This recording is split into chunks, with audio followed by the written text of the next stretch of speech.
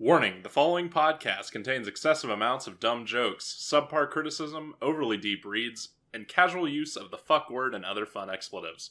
Listener discretion is advised.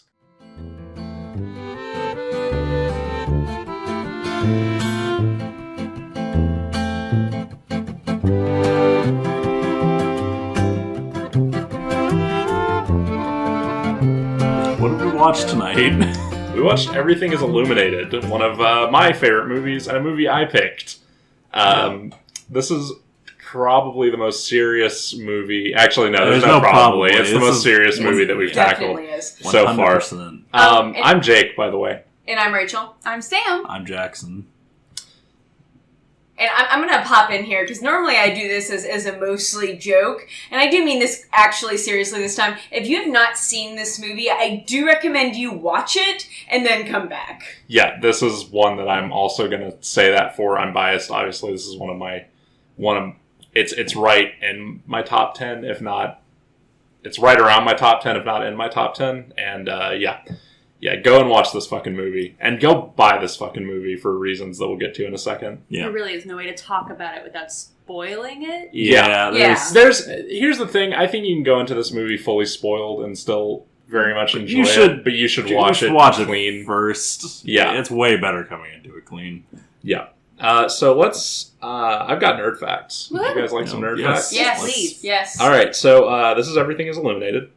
It is based on the book of the same name by Jonathan Safran Foer, who is the main character as well in the movie. Well, it's autobiographical. Yeah, this movie is, I'm pretty sure, largely, like, they dramatize some bits, but I'm pretty sure that everything that happened in the book happens in the movie. The way the book is, it's like there's a part of it that's fictional, but it's told in two parts of, what is it? One of it's talking about the town and what happened there, and then one of it's talking about the trip that he actually took. So. Okay.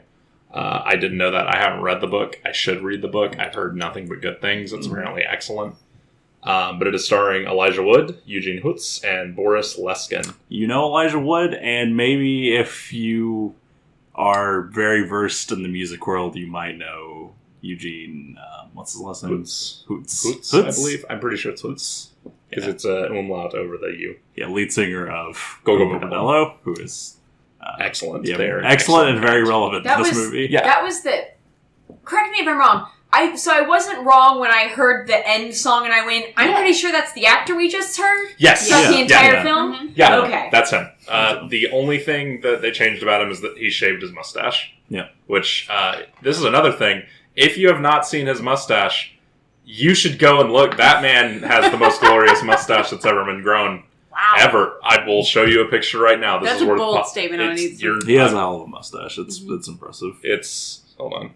Yep. Pull out that mustache. I've seen some mustaches. Roll that beautiful mustache footage. It is, I do not say this lightly, the man, it's not the same as like a Reynolds stash. Okay. But it's in the same wheelhouse. That's impressive. That's impressive. It's a good mustache. Very good. Yeah, it's a very powerful mustache. This plays well for an audio podcast. It does. It plays really well. I'll edit in a picture of Eugene Hutz's mustache. Just the mustache. And hey, for a podcast that is leaned fairly decently towards humor, we need something to lighten up before we get into this. This is a very funny movie. Yeah, the first half of this movie is almost a straight fish out of water comedy. Yeah. On both sides, really, because you have Jonathan, who is played by Elijah Wood, who is very much the fish out of water in Ukraine, and kind of just the fish out of water everywhere. Because he's an odd man. He's an odd man. Very odd. And then you have Alex, played by Eugene Hutz, who is also just this huge dork who is obsessed with American culture and is also a fish out of water in the eyes of Jonathan, which is... I think in the eyes of everyone. In the eyes of everyone. It's a fantastic dynamic. Yeah, it's great because they're both super weird dudes, but in completely different ways. Yeah, and in their own cultural ways. Sincere dudes, too. Yeah. Which is great. So great. Yeah, you immediately... I think that as weird as they set up Jonathan to be with the collection and with the way that it's framed and everything like that, you can still pretty easily identify with all three of our main characters, actually, to an extent. Because even Alex Sr., played by Boris Leskin, is... I think he's pretty relatable in, like, not everything, but being... grumpy and not wanting to do work. Well, I think there's a lot of depth to him, and they let you slowly walk your way into that too. You don't just drop it and go, "Oh, maybe there's something more here." No, the entire time you're waiting for the other shoe to drop. Yeah. This is a movie that we've complained a lot on this podcast about unearned character, character development, or unearned lore drops, if you will. I hate to refer to it that way because it feels like it cheapens it. It's specifically in campfire scenes. This movie fucking earns it, very much so, because it takes basically the entirety of the movie to build to that point. And we don't even get the big reveal at the campfire scene. We get all of we reach the precipice at the campfire scene, and then everything after that tumbles right into the rising action, everything you need to be. So that's how you handle a campfire scene. Yes. Beautifully. This movie is what you go back to when you look for the campfire scene. This is it. Trademark campfire scene. It's the best campfire scene we've had by far. Yeah. And it may not actually get beaten, because I don't know of a better one, because it's so simple and quiet, and not much happens, but it's very very important. It gives you enough to be like, yes, this is what's going on. Yeah. But it's like it doesn't reveal anything yet. Yeah, it doesn't illuminate anything. Yeah. Wow. Okay. Jeez. I'm going for it. Look, guys, I'm trying to bring a little levity into this. This is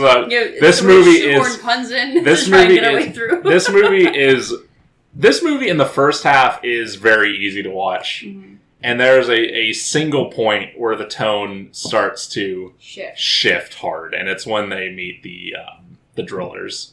Yeah. That scene is where the tone shifts for the rest of the movie, I think. No, it's literally the exact point where it shifts. Yeah.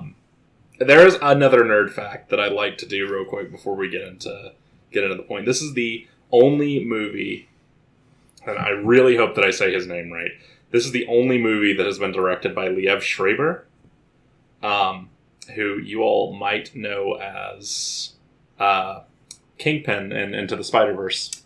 Okay, because I recognized that name and I was trying to place it the entire time. He's done a lot of stuff. He's been in a lot of things. He's a very prolific actor, but he's not. He's only directed one movie, and he also wrote the. He's batting 1,000. Yeah. I need to do the budget too, because this is something that makes me very sad. Budget of $7 million, box office of $3.6 million. This is the first box office flop that we have watched. And this is also the lowest budget movie we have watched. Yeah. Adjusted for inflation, I think Top Secret might be lower, but it's still not a lot of money.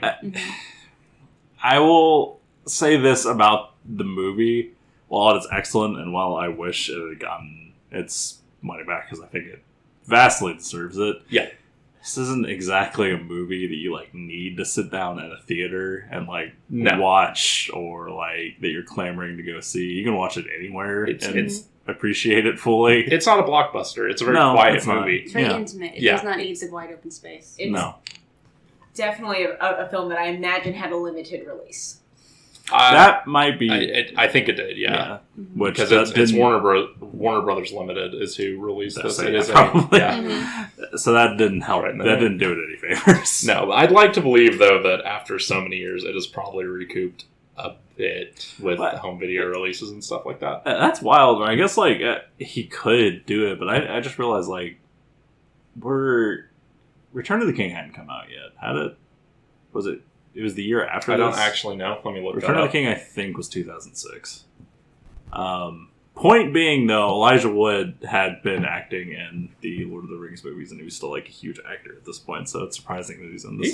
He's still a good actor. He's a great 2003. actor. It's 2 years after. So he. I think this is one of those situations where he had Lord of the Rings money and could just do whatever he wanted to. Passion project time. You know, and it's just shocking. Like most people wait a while to do that, but good for Elijah Wood for just. Elijah Wood's always kind of been that dude, though. Like he kind of he just does.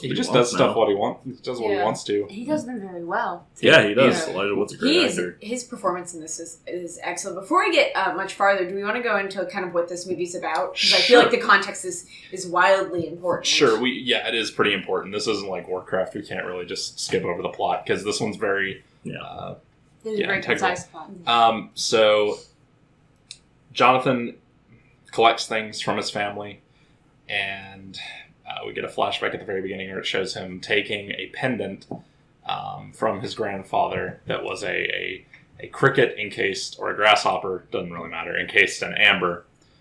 And later in his life, they make it pretty clear with like the chirping and stuff. That's true. Yeah. But you're right. It does look like a. It could be. I don't know the distinction. Brown and green, I think. Okay, it doesn't matter. Yeah, it doesn't matter. I'm going to say cricket. Fair enough. So it's a cricket encased in amber. Yeah. And later in life, when his grandmother is bedridden and presumably nearing death, she gives him a photograph of his grandfather and another woman who is named Augustine, who is wearing said pendant. This causes him to want to track down where this woman was, find the woman who saved his granddad, is the reason he's in America, and also I think the reason they're alive. Yeah, and also I think it's a drive for him because it's shown that he has so many things from like all these other family members, and the only thing that he has of his granddad is that pendant. Yeah, so I think he also wants to figure out more about his granddad. Yeah, because that's his personality and that's his drive. Yeah, and it's said in the film several times that he looks just like him, that he is similar to his grandfather. So to be told that so many times and to have nothing, almost no touchstones besides your memories of the man, would be tough. So he goes to Ukraine. He contracts a tour guide service that is run by Alex and Alex Sr. that basically ferries Jewish families around to the sites to where their family would have been before the Nazi occupation of the Ukraine. Though I will note, it is like heavily implied in that kind of, there's a dark kind of scene after there's a kind of a pivotal moment between Alex Jr. and Jonathan, where him and Alex and his grandfather are talking, and that we should actually help him. It is very much implied in this film that previously they might have been doing. They're ripping people off. Yeah, they were absolutely. I think they were ripping people off. Oh yeah, I think the grandfather, hearing the name of the city that he was trying to find, almost wanted to go back there for himself, and I think that was a lot of the drive. And another bit of the drive for Alex was that Alex and Jonathan have kind of this immediate, kind of weird bond between them that's like not really spoken, but they're almost immediately like, all right, we're buddies now. They get each other. Yeah, it's like we're both. They don't, but there's this kind of bond of like, we're both kind of weirdos, and we both understand that, but we don't know why we understand that. I think it's also very much comes from, because they presumably do not necessarily see themselves as like too odd. Yeah, but it's very much, I think, a connection of, I understand you're coming from a different place, and not pushing and not making fun of the other one. Yeah. Necessarily. It's just this kind of acceptance of this is who you are. You are weird, but it's fine. It's a very believable friendship. It's really nice to see. It's very nice. Very nice to see, especially when it's done so well. Yeah. So, just catching up on the plot a little bit. Get in the car together. Mm-hmm. They travel, trying to find this town that no longer exists. Yeah, the first half of this movie is like a silly road trip movie. It is. It's super very a silly road trip movie. Mm-hmm. Hijinks do ensue. As is required for a road trip movie. But like most road trip movies, somewhere you have to, confront the people you're stuck in a car with. Yeah. And that happens at the oil driller scene where Alex gets angry at Jonathan because Jonathan spoke to the well drillers who were not too happy about having an American tourist there or somebody from the city there. Yeah, I did notice kind of like why we were watching it as well. Like as we get kind of farther and farther away from the major city, you notice that Alex and his grandfather, they're very much switching away from using Russian as the main language and switching to Ukrainian as they get kind of farther and farther out. So it feels like there's also kind of that kind of cultural, even a even bigger cultural difference, just because it seems that for Alex's family that the first language they think to speak is Russian from the, you know, interactions with their family and the interactions between the two of them. And then everyone out in kind of like the country, they're all speaking Ukrainian. Yeah. Initially, at least. Well, that I 100% believe that was, you know, very purposeful and all that. Excellent insight. Yeah. You just gave there. I look, man, I have things to talk about, but I'm trying to get through the plot. Okay. There's a big confrontation there between both first Jonathan and Alex, and then Alex and his grandfather. And briefly Alex and the fourth party member. We've not talked about Sammy Davis Jr. Who's the dog? Yeah, the officious seeing eye bitch, Sammy Davis Jr. Because Alex gets angry and smacks the dog. Yeah. Off screen. I don't think he actually hit the dog. No. But Granddad responds in honestly the most reasonable manner to someone hitting your dog. Beats the shit out of his grandson. Yeah. And then they all kind of just quietly and defeatedly get back in the car because what else do you do? Yeah, you're out in the middle of nowhere. You're not going to stop. You've come this far. You have to keep going. Yeah. We get a moment where they run out of gas. Granddad stops and finds the remnants of what appears to be a Nazi armor division. It's been rusted out and is just sitting there. Has the first of a couple of flashbacks that we see to him being put against a wall in an execution line, and after that he snaps back. We get the campfire scene.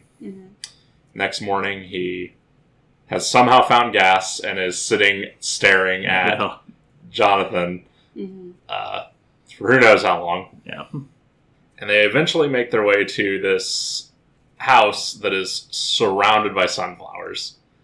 And they meet Lista, yes. They meet her. And she is the last resident of Trachenbrod. And she is also a collector.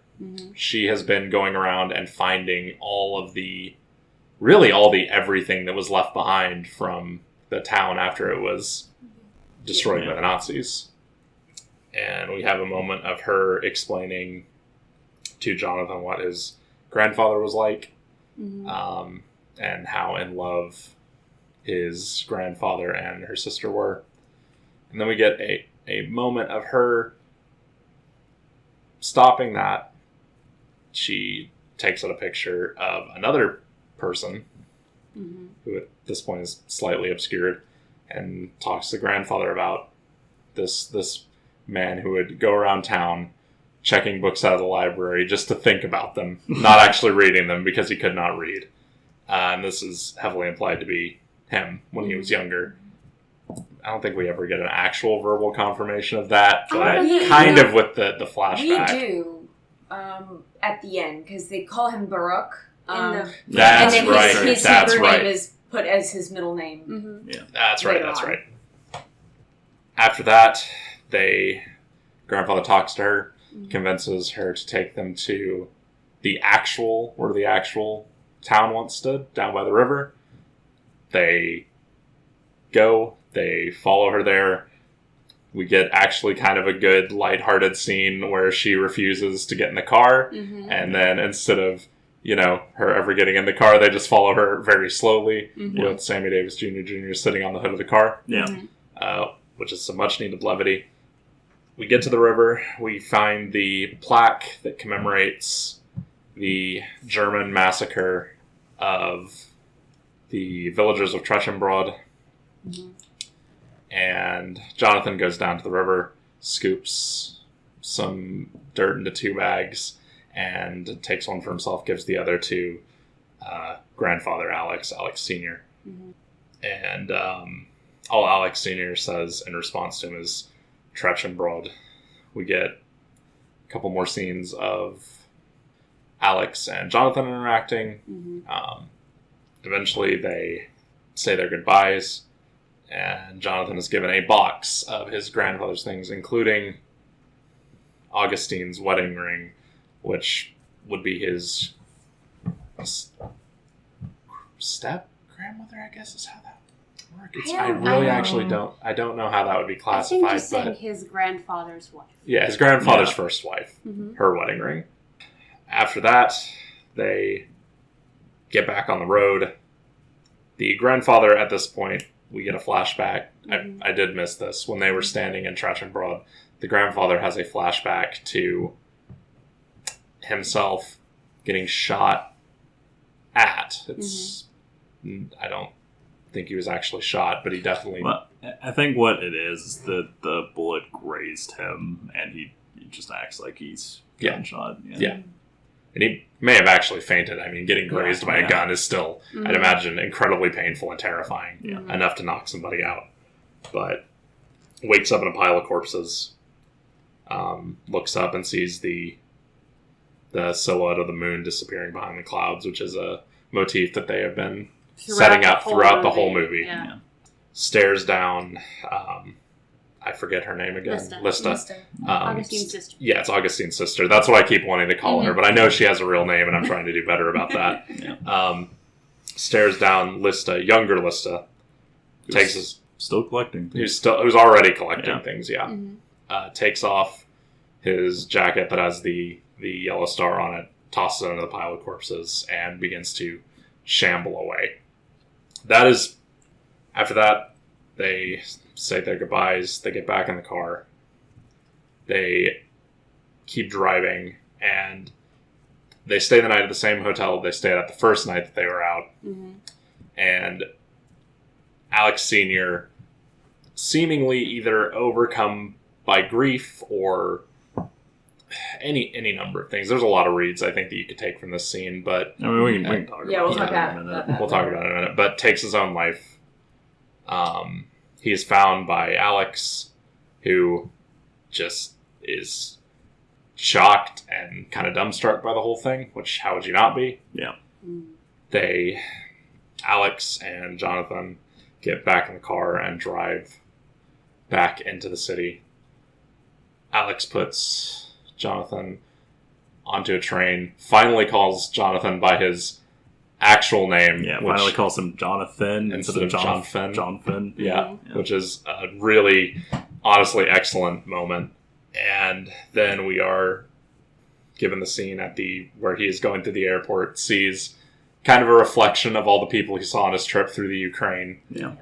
And then the actual ending scene is Alex finishing writing the book, Everything is Illuminated, and sending it to Jonathan, and then them both standing over their grandfather's graves and dropping the dirt from Tretch and Broad onto them. Yeah. And that is basically where the movie ends.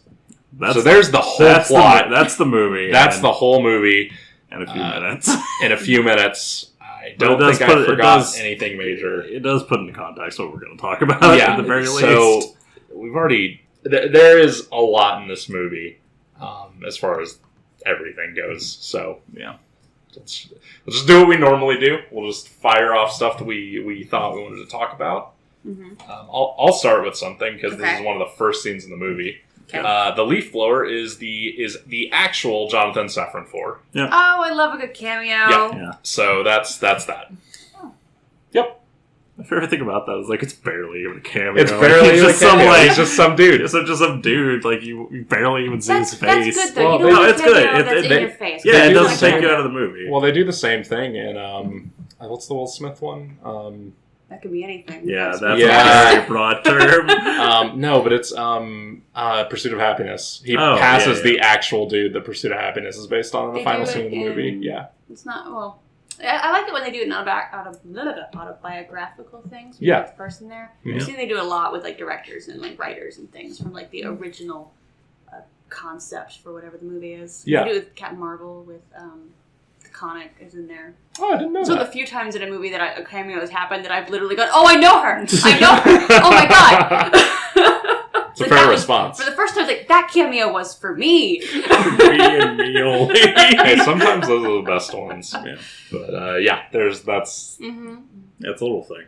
Yeah, it's a little thing. It's a little thing. But anyone else, feel free to chime in. I feel like there's like a lot to talk about in this film, but I think the most, at least in my first watch through, because I will probably watch this again, which is going ahead of everything, but... Why are you breaking the one format we have? The one rule. Because we break it every single time. No, this is the one thing we got. We break it every single episode. We don't break it, as the editor, we don't break it every single episode, but boy, how do we really try. But... We break at least one of them every episode. Yeah. But what really stood out to me is that each character of our kind of three main characters, they're so well fleshed out. Because even, like, going off of the grandfather, speaking of the, where you can get a bunch of different reads on how he takes his own life, and you can really tell throughout the film, like, especially... I'm going to argue, I think the major turn is with the drillers. I think the first turn, however, that first lead-in, I don't think it's as harsh of a turn. Mm-hmm. I think the first moment we start going into a more serious tone is when he is talking to the older gentleman, and Alex Jr. is providing all these different, names, and knowing it's not getting it, and then he looks over, the grandfather looks over at the local and goes, Colkey. That's your first indication, like, truly, that this, not only does this man recognize this, he seems to be familiar with what should be near it and other names for it. Yeah. Well, and that's where you start getting him talking about the area, and you can see him kind of reminiscing. I think it happens a little bit later on. Yeah, that doesn't happen until after the fight, after the drillers. Yeah, but the first moment... Colkey, actually, I read that differently, because that was the night before at dinner. Mm-hmm. Jonathan had said that word. He had used that term specifically. There's a moment where at dinner he's using the term, and grandfather translates for Alex. Yeah. Before Alex translating for anyone else for once. Mm-hmm. And that is just more of a sign when he's talking to the old man asking for directions that grandfather was actually listening to the deranged American. Well, the thing is, grandfather doesn't speak English, but he understood the Yiddish word sheitel, which is like village. Mm-hmm. And Colkey being the name of it, he heard Colkey and sheitel, and he knew what it was. Yeah, I'm saying he listened to the American. That was the important I didn't take that me. necessarily as listening to the American. I took that as but going off of the fact he knew what the word was, it felt like it wasn't just him listening. Okay, then we'll play off on that, because there is a point later on where when you guys were recapping it, as far as when they find the occupation zone where it had been clearly, where there were remains of tanks and everything, there's the first flashback where we see the boots lined up and it being like a firing squad. Yeah. You guys immediately, when you're giving the read-through, play that as grandfather remembers being in the lineup. Me having never seen anything before, I assume grandfather shot somebody. I also thought he was initially... So, it's a really good swerve. Yeah. It's a really good swerve. Yeah, that's what you would think, because, like, the entire movie is... Because even... We haven't talked about it, but, like, the whole... Ukrainians being very, very anti-Semitic. And there's a moment he's very anti-Semitic through a lot of it, or at least... Yeah, in the beginning, he's super that way. And Alex, even, you can tell he's really, the younger of the Alexes, is really struggling with it, because, like, he does have that moment of, oh my god, my granddad's always been kind of an asshole, but, like, was my granddad actually a monster? Yeah. Like, because that's a very big thing to have to tackle. Yeah. It's like, but yeah, it's a very good swerve. It's set up very well. Yeah. But no, they handle I don't want to say they handle the anti-Semitism very well here, but they do make a point. What a thing to say. You guys did great with anti-Semitism. But no, the way they set it up for the movie, they make it very clear from the beginning that these people are conning these Jewish families. They don't like them. They only refer to them as the Jews. They do not refer to them as the customers. Yep. They're always using, quick slurs instead of actual names and terms. They do stop after he calls them out. And they do stop after he calls them out on it. But throughout the whole movie, even at the very beginning, when they're having the conversation about Sammy Davis Jr., whether or not Sammy Davis Jr. is a Jew or not, in that moment in the car, the two up front, Grandfather and Alex, seem like, no, there's no way. It's not. Grandfather says this is impossible. Yeah. Because they refuse to allow it, and there's no way it's a Jew, because it's seen in that moment as they would see it as a bad thing. Yeah. Which, throughout the whole time, further on, Alex also makes a point about where, was the Ukraine against the Jews before the occupation? Yeah. He says it like a question because he doesn't know. And the way he refers to being anti-Semitic, he's like, were they anti-Semitic beforehand?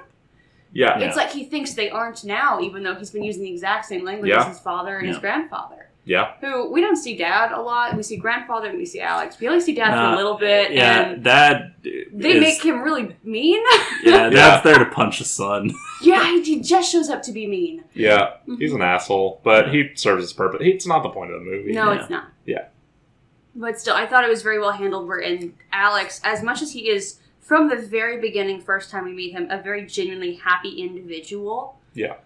He is just so oblivious to the kind of world that he came from and the world that he's currently living in and how that affects other people, because he has not had to engage with someone so openly Jewish in the way that Jonathan is. Yeah, it's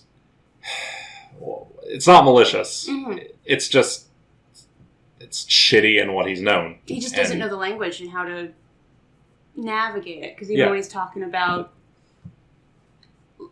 how prolific the black people are? What is his firm? Premium. Premium. Yeah. Premium. I was like, oh, they're great. They're premium people. They're just, instead of looking at them as individuals, he keeps doing groups. Like, this group is great. I think they're cool people. You got a problem with these people? Yeah. It's like, you're missing the point here, baby. You're really, It just makes him very childlike. Yeah, but it never makes, it never paints him as an unfortunate circumstance who hasn't ever had to actually look at the world. He's just, like you said, oblivious. He's not naive, malicious. Well, another nice thing about that is he's dumb but not an idiot. Yeah. Exactly. Yeah. Yeah, he's not necessarily dumb so much as he just hasn't had the opportunity to be informed and has not realized there was a need to look for it. Yeah. Mm-hmm. He's been content. He hasn't had to have a light shined on anything, literally. Yeah, no. It goes back to the title, very well handled. Yeah, it's great. Yeah, it's nice not having one-note character. It's so nice. Plays into his the fact that he is there functioning as their translator, but he does not have very premium English, he says.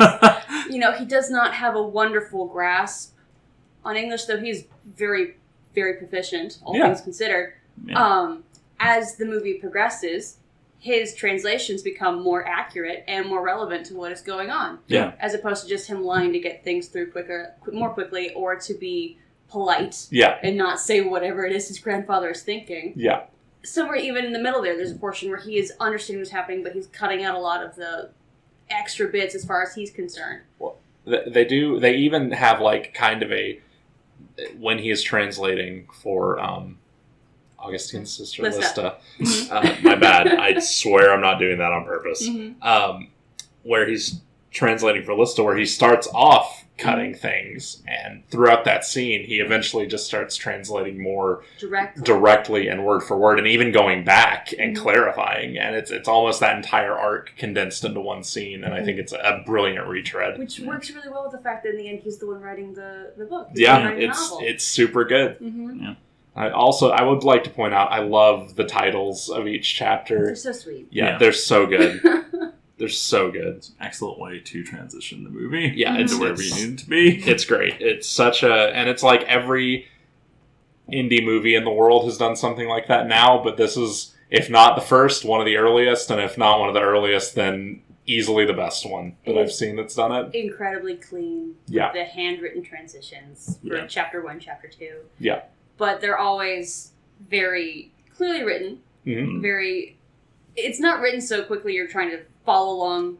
They give it time to breathe, and then it slow fades always onto somebody else's face. Yeah. It happened at least 3 times. I'm pretty sure it's always onto someone's face, yeah. Mm-hmm. It's also a nice setup for, what we already said, where he's the one writing the novel, because it's very like you said, clean and like well written, and you're not like falling behind. So you would assume that it's Jonathan doing this the entire time. Yep, but it's not. It's Alex.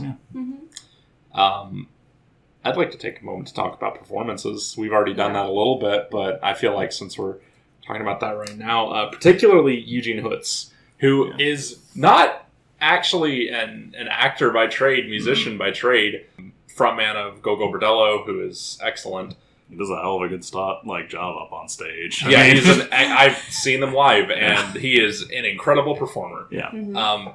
And that translates very much into him doing an incredible job as Alex. Like, I think he does. I think he is top-notch throughout the entire thing, and I don't think there's a single bad performance in this movie. I can't think of one. Yeah. And because they've got incredibly high amounts of talent, because Boris Leskin, I looked into him a little bit. Unfortunately, he passed away recently, early last year. But he was an actor in the Soviet Union, a stage actor, and even, I believe, was on the Academy Awards committee at one point.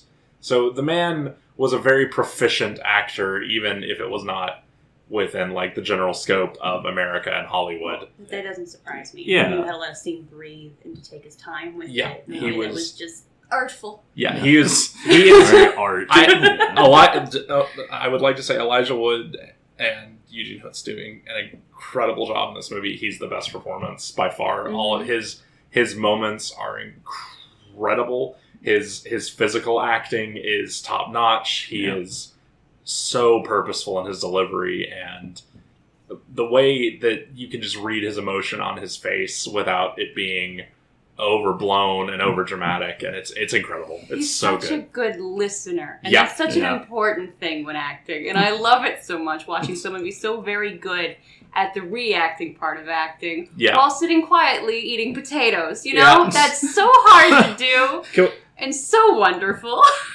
I hate to keep pivoting off things, but there's a lot to cover in this movie that I love. And the potato scene is so great. I made so many notes about the potato scene. Before we get that, I just wanted to say, like, about the actors, that there aren't really many American actors in this. I think it's primarily, like, Ukrainian and Russian. Yeah. Which I think is really cool. I think that's great. Granted, I think it comes from it being an indie movie, but, like, a Hollywood movie generally wouldn't spring for all. It's not even springing. Hollywood would have gone for a way to make this into, like, it would have been, look, I'm not normally one to, at least on this podcast. Yeah, all right, Sam, you can stare at me like that all you want. I'm not, in the context of this podcast, normally one to, sharpen my pitchfork against Hollywood, but there's always a time to start, and that time is right now. Hollywood would have made this an over-dramatized mess. It would have been...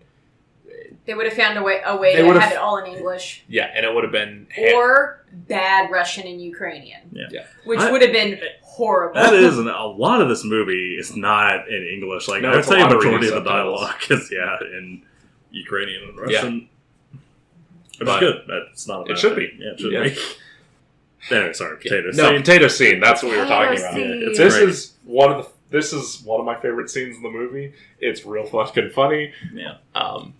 Honestly, the entire first half of this movie is really funny. Hilarious. It's really funny, which I guess I can go ahead and talk about the reason I picked this movie. Okay. We have used and talked about emotional whiplash so many times, where tonal whiplash, I should say.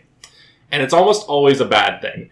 This movie, I think, does it incredibly well, where the moments leading up to it are slow, but the moment it happens is real abrupt. Like, that scene is, like, what, a minute and a half long, 2 minutes long? Yeah, it's not very long.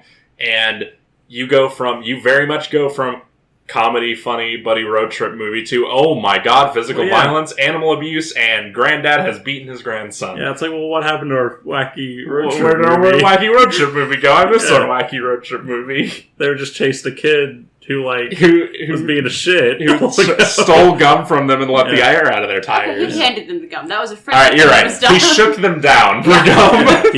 He hustled. He hustled them. Which, frankly, good for that kid. Yeah. No, it does a very good job of showing how you can do a rapid change in kind of tone of a movie. And I think what that kind of lies in is the subject matter itself. Yep. I think we can, walking into this film, once you realize what the search is for, I think there is kind of an understanding that this might not end great in a happy place. Well, it's like it does and it doesn't. Yeah. Well, I mean, the location in which they're trying to find. Yeah. The chances this woman is still alive is rocky at best. Yeah. Mm-hmm. And then it does a good job of peppering in serious moments right before the hard switch. So there's just a few hints that this is going to get a lot more serious. Like the right after the... Is it right before or right after? The funny potato scene, we do have the moment where the grandfather recognizes Scheidel and that kind of stuff. And that starts to kind of roll you into... There's something more here. Yeah, for sure. But even... Oh, I mean, I think they just do it so well with music and... That's my point, though. I don't think that this counts as tonal whiplash. I think they always rock you right where you need to be. They do the full up and down. They don't go, we're going to go here and then sharp left turn. There is always a gentle path to where you need to be. It's just sometimes there are a few quick turns. You're right. I shouldn't say tonal whiplash. I should have used a different word. But what I was trying to get across is this is what I believe people were going for when we have tonal whiplash. And instead of having that, they just fail and fall flat on their face. This is a perfect example of it. I think you're right. Yeah. So I should not have referred to them as the same thing. You're that's right. fair, because in any other movie, I won't say that because I hope there are other movies that take these notes and do it just as well. Other movies exist that could do this sort of thing well. And they just can't name them and right now. We just can't name them. Yeah, and eventually we will watch some of them. But if you take the time to go, I think it's important that they laugh here, and we understand that there's always... I think that's the thing. Throughout the entire movie, as much as there are funny moments, there is always an undercurrent of everything here matters. Yeah. Everything here is important. So it's important to keep going, and you can enjoy the levity, and still when you fall back on, you're back down to the same level of this is an important quest, a very rigid quest that we are on. Yeah. That is so necessary. A rigid search. A rigid search. Yes, as it is referred to throughout the entire movie. Which is fantastic. And I lost my train of thought there completely. I'm sorry. No, it's okay. We got really far. We were talking about the scene originally. We haven't even talked about the potato scene. But yeah, so just that scene is like all of the different jokes in this movie. Just like, why doesn't he eat meat? Mm-hmm. He's deranged. Please, can he have a potato? Then the granddad skewering the potato after it has fallen off the floor, cutting it into 4 bits, and splitting it between the two is almost our Three Musketeers All scene. four of them get a potato. Grandfather Alex, Sammy Davis Jr., and Jonathan. Yeah. It is the Three Musketeers, all for one for all, and it's capped off by a gorgeous "Welcome to Ukraine" delivered by the granddad, which I always love. Well, even better, followed immediately by Jonathan looking them all dead in the eye and taking the potato and putting it in a little plastic baggie so he doesn't forget this moment. And instead of them looking at him like he's a freak, they just laugh because it's like all of them laugh, including Jonathan. That was the first bonding moment they all had. It's just it's a great like number of jokes one after another into this really heartwarming moment of camaraderie. And because that could have so quickly been, okay, he's deranged. We've got a weirdo in the car. Instead, it's like, no, you're nuts, sorry. Yeah. And everyone accepting it. Yeah. Speaking... Oh, sorry. No. I was just saying, speaking of little scenes that we love in the hotel, Jonathan, there's a scene earlier in the movie where he's established to have a phobia of dogs. He really hates dogs, and he's been riding with Sammy Davis Jr. in the back of the car for the entire trip up to the point in the hotel. But when they get to the hotel and they're like going to sleep, Sammy Davis Jr. lays right next to Jonathan's door and refuses to leave. And he wants to end so bad. And the next morning, you see he somehow managed to get into Jonathan's room and climb up with him in his bed. I like to believe that Jonathan opened that door because how can you not love this dog? How can you not love the officious seeing eye bitch, Sammy Davis Jr. It was legitimately We should not underplay this. We've talked about how good all three of the characters are, where we should have been saying how good all four of the characters are. I'll be honest, the way they cut to that dog when people are having a conversation, they spent their time training that animal. Yeah, it was an expressive dog. Yeah, that dog does super well. Super great animal handling on set. Sammy Davis Jr. is just great. And the t-shirt that she has on that is just like Sharpie. Uniform. You're right, we should get her a uniform. That way she looks official. And then Sharpied on the side. Sharpied on the side. Official seeing eye bitch. No. Officious seeing eye bitch. So good. It's that good. dog has so many good scenes throughout the entire movie. And one of the saddest scenes. Several of them. Scenes. Sammy Davis Jr. sitting at the graveside at the very end of the movie is, hey man, you want to hit me with the like hardest emotions movie? All right, let's do them all in a row. I mean, there are a lot of things that I love about this movie. Gogo Bordello running with.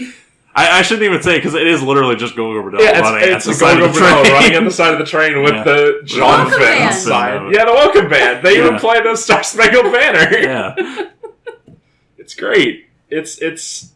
I love that, too, because he sees that he'll be coming in soon, his person he's supposed to pick up. Yeah. He walks past the band. He leaves the train station. He stops. You see him think, and there's a small smile. I'm like, what is he doing? And then it cuts right back to Jonathan on the train as Alex is running beside them, full band, cheering, waving. Look, you're here. And it's just, we go back to how genuinely happy this man is. Yeah, he's such a swell dude. Everyone in this movie really is. That does kind of pivot into one of the points I want to make. Sure. Okay. About, of the three people in the car, we have Granddad, who is clearly running from his past. Oh, yeah. Big time running from his past. We have Jonathan, who is a ghost of a person. Like, he is a time capsule, a man out of time, who dresses just like you'd expect his grandfather. Even in the flashback, he's wearing the same clothes he was as a youngster, just aged up. The way they do his hair, even how pale and, like, waxy he looks throughout the whole movie. Yeah. He looks like he's lost. Yeah. And not in the, oh, someone please help me find my way. In the, I'm just not supposed to be here kind of way. And then you have Alex, who is the only person currently present in any moment. Always here in the now. Mm-hmm. He's the happiest out of the three of them. No doubt about it. He's the most modern out of the three of them. And he's the one most likely to look at the situation and go, hey, I hate to bother you, but okay, you have a lovely day. Yeah. He is just so earnest about all things. And I adore him throughout the entire movie. I had no reason to not immediately buy into everything that is there. And the fact that he spends the whole trip, he's the one asking questions, despite the fact that he's supposed to be the translator and Jonathan is supposed to be the one asking these questions and getting answers. And instead, it is Alex who is asking all of the questions and sort of finding the answers he needs. Yeah. He's getting more questions he gets the whole there. Time. You know, he's just learning to listen and be present. He was already present, but he's learning to be present both in the past and the potential that could be, which is just really nice. The only question I had about the actual costuming was what the fuck was up with Elijah Wood's glasses, because they made his eyes look massive. It's like, did they double magnify those or something? Yeah, I'm almost positive. Because that seemed a little too much. No, it was for the look. Yeah. Because that also added to that he's a little out of place. You know, a little fish-eyed, little lost, little time capsule of a man. Yeah, that's a good phrase. There are a lot of really cool scenes, the way they set the shots up with, like, where was it? There's the one where when Granddad comes out of his flashback, when they're in the scene with all of the tanks and things. Yeah. He looks up the hill, and it's Alex who calls him out of it, worried about there's no good gas in the car. Yeah. And standing right behind him, looking as somber and stone-faced as ever, is Jonathan. That looks like an old photograph has just been plastered behind his grandson in a way that, having just come out of that memory, seeing that person right there had to be jarring. Oh, yeah. And another great one was when he leaves the Sunflower House, Lista's house, after they have their private conversation that we don't ever get to hear what it was, when he convinces her to take them to Chachambo. We don't need to. Oh, we don't need to. It's great. I'm really glad that we don't see it. Is grandfather steps out of the house, and Alex is leaning on the railing, and you see Jonathan from below the porch, where he had stepped outside to go pick up a cricket. Yeah. So when grandfather sees him, the way they frame the shot, they're both looking down on this boy through railings. Yeah. Which was just a really neat shot. Mm-hmm. And a very sort of like vertical lines in all visual media. Yeah. Always imply some sort of like oppressive sense. It's very jail bar-esque always. It's really easy to slide that in there. And it was really neat seeing him trapped between these two people and beneath them in a moment where we don't know.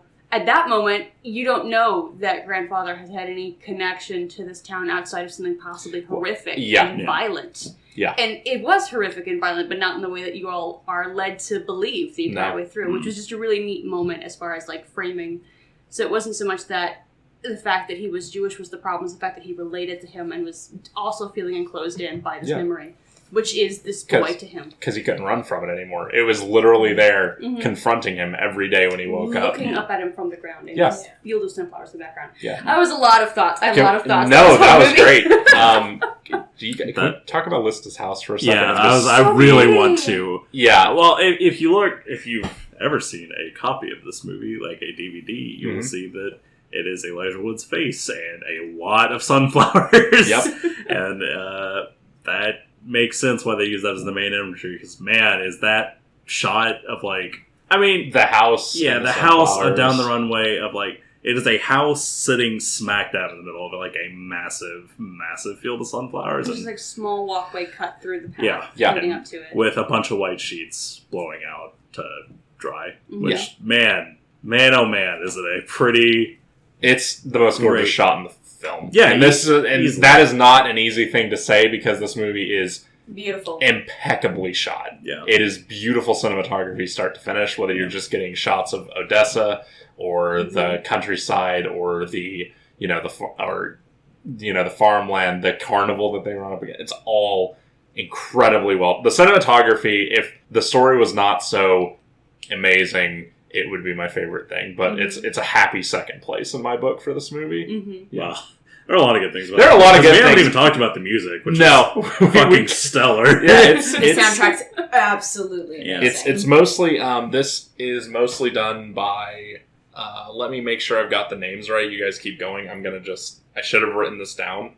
But it is mostly Ukrainian, and it's mostly just Ukrainian musicians and bands who did this, including a Ukrainian ska band who provided most of the music, I believe. But and of course, Go Go Bordello, because duh. Yeah, of course it would be. Of course. And Start Wearing Purple is the song that they use throughout the movie, and that song's a banger. If you haven't listened to it, go listen to it right now. But that entire that and the when they're standing by the river, when Elijah Wood is standing by the river and like the fog is kind of barely coming up of it. Both in the dream sequence. Yeah, both in that dream sequence is one of my favorite parts of the movie, and it's really easy to win me over with a dream sequence just because it's anything can happen, and you make the imagery look really weird. They didn't do the thing where the dream sequence was too much. No, it was everything just in there. It pays off later. Yeah, I love that the music that is playing is exactly what happens when he walks up to her at the sunflower house. Yeah, too. It's great, and they have all of his collection floating down the river, which is because all of the stuff is buried in the river. Or buried in the river, just buried around. Yeah, because I think she mentions at one point that people were burying things in hopes they would be able to come back. Mm-hmm. Yeah. Which is extremely tragic when you find out what actually happened. It's incredibly sad. Her entire life. The last line that she gets is the war over, which is, man, it's sad. That's a hard line. Just yeah. Because you realize she's been out here doing this and hiding for so long, for her entire life. Basically. 1942 is when that happened. This movie, I think this book came out 2002. 2002. Yeah. So if we're just going off of that, 60 years. I mean, why would you leave? No, why would you?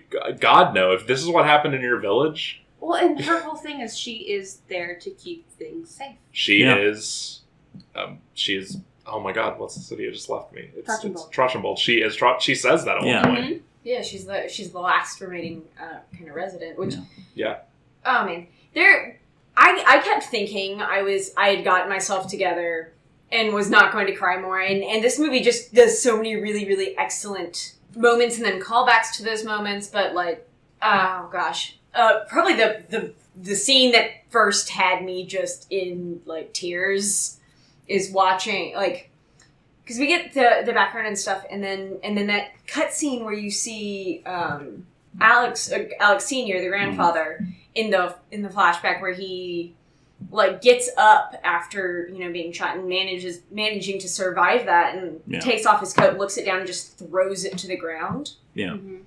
That kind of puts everything else in context, because he's kind of hidden behind this anti-Semitic veil in an effort to protect himself, because that's absolutely, I don't think he didn't want to think about it. He threw that well, it wasn't just not to think about it. It was probably in this time period legitimately, I'm safer. going to pretend to not be Jewish because I will be dead. Yeah. No, absolutely. And then he's just kept it up for so many years at this point. That kind of, I've turned my back on my people and my religion, and it makes that moment everything. Yeah, it makes that moment at the end where he does take his own life, like, sad, because it's how many years has this man been regretting that? Yeah, the last bits of this movie are incredibly sad. Yeah, and then seeing that kind of moment, I was like, I had pulled myself back together, because it was getting back into like kind of the narrative where we have the narrator talking, who is Alex Jr. to specify, and we get that last scene where you see Jonathan at his grandfather's grave spreading it, and then you flip over, and not only have they put this man's grave back with his hometown of Trachenbrog, but his family is acknowledging their kind of heritage, and they're all wearing yarmulkes, and that kind of mourning. That got me. It was just it was a lot. It's a beautiful fucking scene. Yeah. And they have his actual, because I believe it's implied that he changed his name or went by something else, but they have Alexander Baruch, his original name, there, and that. And they've got it in Hebrew at the bottom too. Yeah, they've got the Star of David. It's very official, very. Yeah.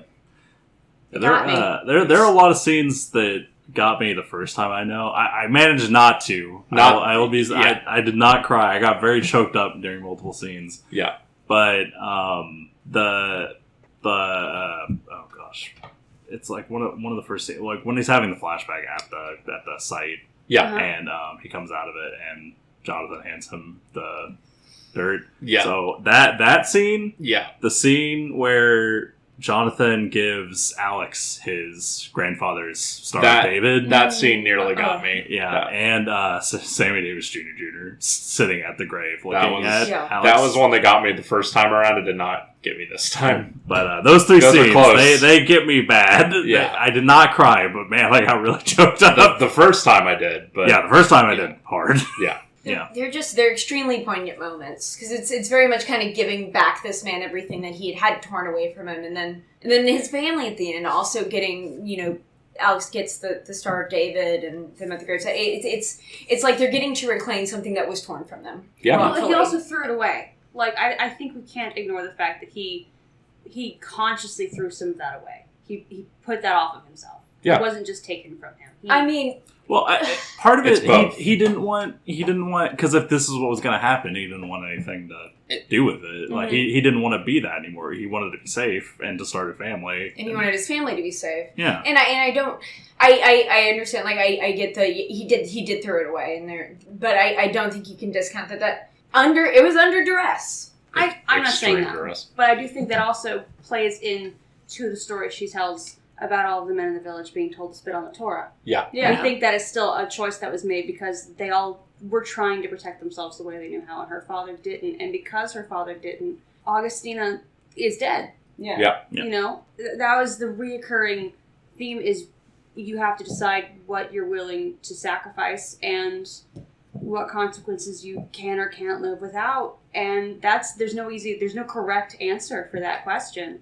Which I think also works really well, the fact that when we first meet Granddad, he says he's blind. Yeah. Which is a bit that we skipped over, because... Well, it's mostly played for laughs. It's mostly played for laughs, but we get the full-on, like, Sophocles level, let's look at the blind man who has finally seen things. Yeah. Played in reverse, about he is blind and finally is able to open his eyes. Yeah. And that's a motif that's called back to. He is, And Jonathan does it too at the very end of the movie when he's going through the airport. Just closing your eyes and fading into that those memories like he's doing, and him finally opening up to receive the bag of dirt to actually like, hey, this is your hometown.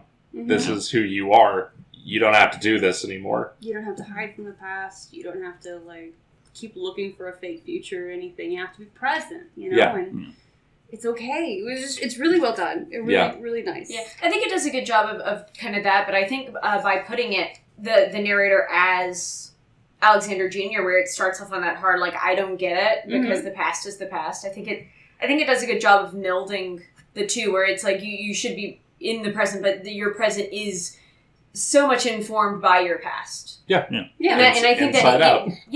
It's inside out. And I kind of loved that callback where it was not just like, you should be super concerned all the time with the past, or you should be only focused on the present. It is very much like your present is made by your past. And you carry it with you. Yeah. Which I really like. It was really well done. It was a very sweet sentiment and a very heartfelt sentiment that was treated. It didn't do the let's have the big dramatic, not even big dramatic moment. Let's not have the G.I. Joe at the end of the episode. Here's what we learned today, boys and girls. They carefully laid every single breadcrumb the entire way through, and it paid off at the end very, very well. Which is the importance of doing good groundwork. A solid foundation. And is a testament to not only like I haven't read the book, but I'm assuming a lot of that comes from the fact that this is, at least partly autobiographical in nature, but being able to translate that emotion and that kind of journey into a film, they did an extraordinary job. Yeah, because that's not easy. No, that's difficult because you have to choose kind of what to.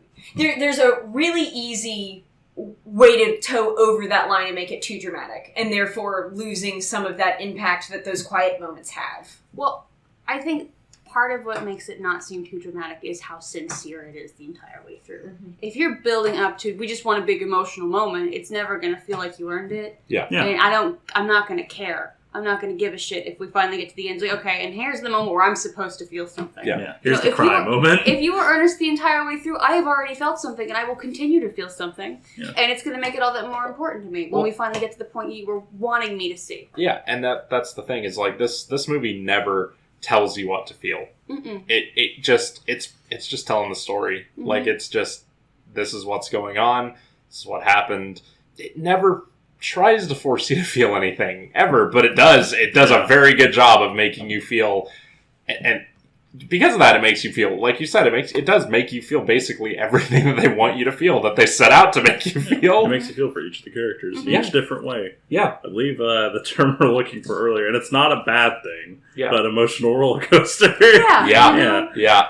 But it's one that I signed up to be on. It's a good thing. I stepped on the Tennessee tornado, aware of where we were going, and I'm happy I got on this roller coaster. It's a very good movie. It's a fucking fantastic movie. Also, I might have looked at that wrong, but there at the very, very end, it also has a in memoriam, or a for so and so, and gives years of life, and it says for Alex, and I like that they added that. I like that was there, and I think it was 1992, which would date. I think it was 93. 93? I think it was 93, but it doesn't matter. It's a 1 year difference. But I love that a little bit. I love. Should we do our questions? Do we have some other stuff? I mean, I'm sure that there are other things. I'm trying. We've talked about a lot of my notes. I'm trying to think if there's anything else that was really that I need to share. There's a lot good about this movie. I literally could sit and talk for an hour about every single. But for every Sammy Davis Jr. scene, I can just talk about those. I could too. I love that dog. That dog is perfect. Absolutely perfect.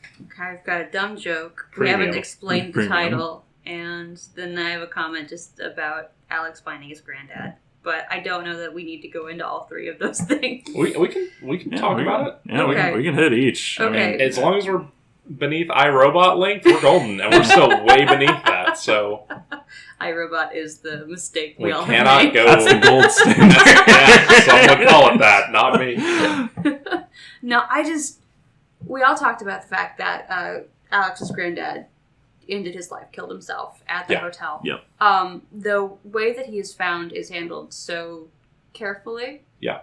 I mean, they cut right to granddad. You know he's dead. They drop that on you in a quiet, still scene. They go from, which this scene is also hard, because they go from a scene where he looks happy and he holds Alex's face for just a minute. Yeah. And then they fade to him where he's already killed himself. Yeah. But that goes back to like the amount of acting that was happening there. Yeah. Because that sweet, tender moment as they're driving, as he touches his grandson's face, and the look his grandson gives him is the most, I don't know what's going on, but I know Alex something looks is. super concerned. Yeah, like scared. Like downright scared. Mm-hmm. And then it cuts to, you see granddad in the tub. Yeah. And then it cuts to Alex sleeping peacefully. And it was just a weird thing that I wrote down, but I love so much that for the first time that we see Alex so grounded, and so the first time he's not a happy individual through and through. He doesn't. Like, he's not projecting. It's not like when they're having the fight at the car where he's hiding. Because the entire time at the fight before the car, he is hiding and trying to be something he's not. He's trying to be the tough guy. He's trying to be like, you made me look like an idiot. You make me look like a bum in front of all these people. Yeah. You know, in the first time that he is most sincere and sad and genuine, he is barefoot and he doesn't have his dumb fucking hat on. Yeah, he doesn't have his hat on. Yeah. That's the big And thing. the fact that I wrote down, their dumb fucking hat is gone. Yeah. So you just see him looking so young and so small in this moment. And the way that he finds his granddad is they don't... Well, it's not like an, oh my god, what happened? It's just, quiet. He walks in, he says granddad, and he just kind of looks at him. It's very real. It almost is put together like he already knew. Yeah. Like when he woke up, it's like, this isn't going to be good. He had a bad feeling and he knew it was on the other side of the door. And much like the rest of the movie, it's played just very quietly. Yes. Which, God, how could you... That's the only way you can do this scene. Any other way cheapens it, makes it not okay. Like, but they handle it with an incredible amount of respect, and it's... For having them drop it on you in a way that you didn't expect it to happen. You knew something was happening, but you weren't sure what. Yeah. Yeah, they handle that very well. The only other thing I had was, Frodo in rings, this boy. Yeah. Because this entire movie is because of the ring, basically. Yeah. Which I love that, but the ring is not here because of us. We are here because of the ring. That was really sweet sentiment for the idea of the collector. Yeah. And also the mantra of Lord of the Rings. Yeah. I had to. Yeah. Yep. You're not wrong. I mean, we had to. I hate to undercut there, but... Don't apologize. We need some levity after that.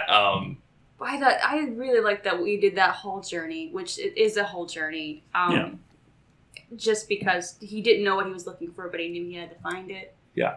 And that's such a great thing. Yeah, and he found it. And he did find it. Yeah.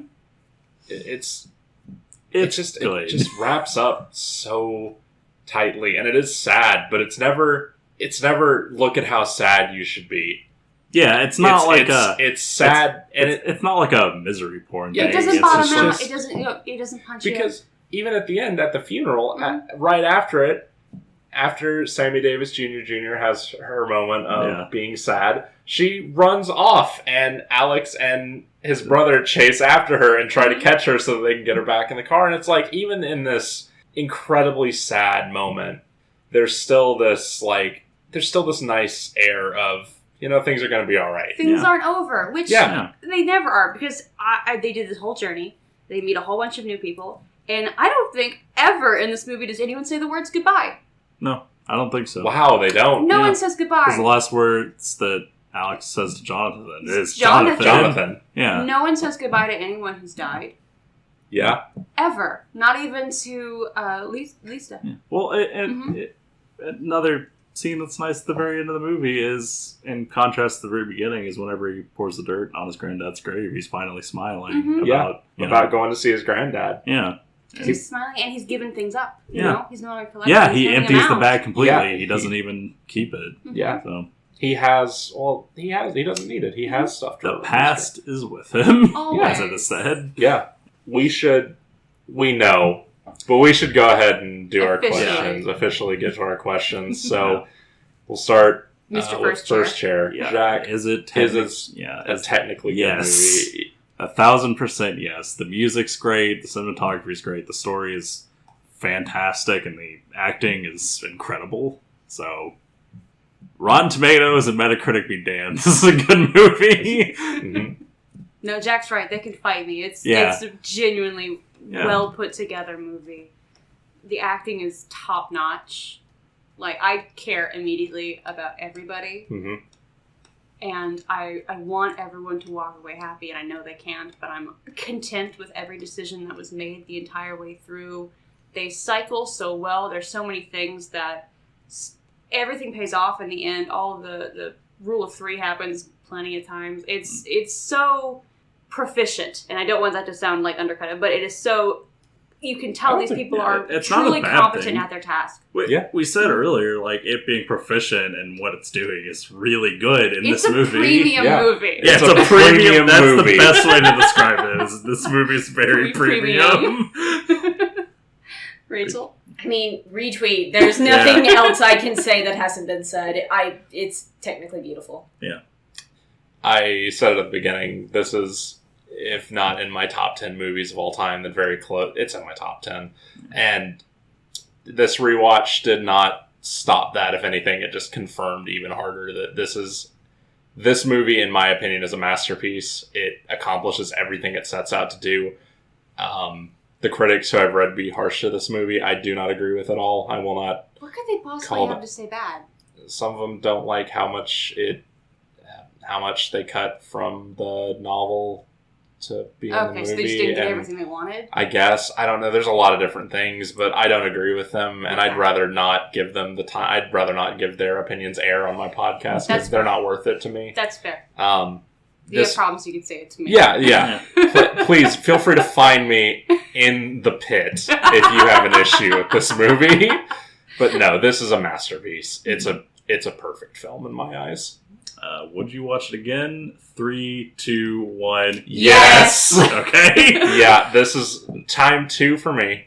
Jack? Yeah, also time 2. Now, I will say, while I definitely would watch this again, yes. I don't know that I could watch this movie every week. No. It's not like a back-to-back thing. No. But, like, in the future, would you watch it again? At least once a year, maybe twice. Yeah. This is not I had a rambunctious fun weekend. Let's settle down and watch a movie. This is hey, you know what? It's nice today. Yeah. You know what we need? We need a good, quiet, happy thing. Yeah. You know, let's take a minute. I'd like to feel all the emotions. Yeah. Every one of them. If you just want to watch something and feel something. Like, I want to connect with somebody. I want someone to reach out and for me to reach back. This is the movie for you. You know? Yeah. Good time. Yeah. So did you have a good time, Jack? Oh, yeah. I mean, yes and no. I felt very sad during points, but this movie's great. It's not a bad thing that it makes you feel things. Mm-hmm. And it's a hell of a lot more than I can say about most of the movies we've watched. Yeah. It's like, yes, I had a good time, and not even in the traditional sense of me having a good time watching a movie where it's like, this is so dumb and stupid, I love it. And like, this is legitimately, yes, I love watching this movie. Yeah, it wasn't I'm going to cackle at the screen for an hour and a half kind of fun time. But it was, I do not feel like any of my time was wasted. I felt everything that I was supposed to. I feel like I walked away having learned something. I don't know about what, but I do feel like I had learned something. You learned how to feel. Well, I mean, this wasn't just someone screaming into the void. This was someone with something to say. And I like that a lot. And I felt, present, which was nice. A story was told. Yeah. It's almost like if movies should be doing that most of the time. Say something. I don't care what you say. Okay, I do care what you say. But, say something. Yeah. I can't be mad if you said something and you meant it. Mean it. Mean things. Yeah. Rachel? I mean, I had a good time in the phrasing of it. It's a beautifully moving movie. And I think that in of itself, it's just so good. I mean, yes. Yeah. Honestly, yes. This is... I kind of picked this movie with the intention of us having to because we got stuck on the good time, I think, a little bit too much. So I needed to define that a good time is not just raucous laughter. Sometimes it is kind of quiet introspection, and I like this movie for that. Yeah. I had a great time. I'll watch this movie again, and I can't believe it took me so long to watch it again. Honestly, I'll probably watch it again in like 6 months or something. Yeah, last time I watched this when I was like 13. Yeah. I think. Yeah. So I would have been 17 when I think. So it's been a minute. But yeah, I thoroughly enjoy everything about this movie. Yeah. I've already called it a masterpiece. There's not much to say past that. It's an excellent movie that you should go watch. You should absolutely go watch. If you made it this far and ignored our spoiler warning, first off, how dare you? But second off, go watch it anyways. Yeah, go watch it anyways. I know we went through the movie, but like, go watch it anyways. Yeah, it's we gave great. you the rough spark notes and a little bit of flair, but like, really, you gotta be there for all the things coming together. It is the sum of its parts. Nothing can capture the visuals within the film. Yeah, we can't. Not even we cannot. a little bit. And those actors work their butts off. Yeah. Every single one of them. And this movie did not make its money back. Please go support an official release somewhere. Yeah. Mm-hmm. Buy a DVD. Buy it on Amazon or something. Go see Gogo Bordello live. Do that. Do that. When actually. you can. When it's safe. Yeah. Depending on when you're listening to this, it may or may not be safe to go watch Gogo Bordello Who knows live. what reason in the future. Yeah, for God. Jesus. If you can't go see Gogo Bordello, look up a live show on YouTube or something. They're excellent. Message Elijah Wood on Check Twitter. out that mustache. Yeah, actually, we'll put that in the. I'll put that in the video. But I actually do remember I forgot. I meant to look up the bands. I have the bands open here. Okay. The 8 original tracks were done by Paul Cantillon. I believe that's how you say his name. And then you have songs by Russian ska punk band Leningrad, Arcades Severny, Susculum, Tin Hat Trio, and Gogo Bordello. Yeah. So I can speak for Leningrad 100%. Tin Hat Trio did the theme, or at least the music that plays behind Jonathan a lot in this, and that's an excellent track. I haven't really listened to them beyond that. But you don't listen to it. I know the music in this movie is really good. It's worth just listening to the soundtrack, honestly. I have no reason to believe that their music wouldn't be just as good. Yeah. Okay, well, I think, unless you have something, I think that concludes one of I think our first serious review? We worked real hard on iRobot. Thank you very much. All of our a lot of important things to say. All of our reviews have been very serious. This is the first, serious movie we've watched. Yeah. I want to thank everybody for listening once again. Go watch this movie. I've been Jake. Rachel. I'm Sam. I'm Jackson. And this has been We Might Be Critics. Thanks for listening, everybody.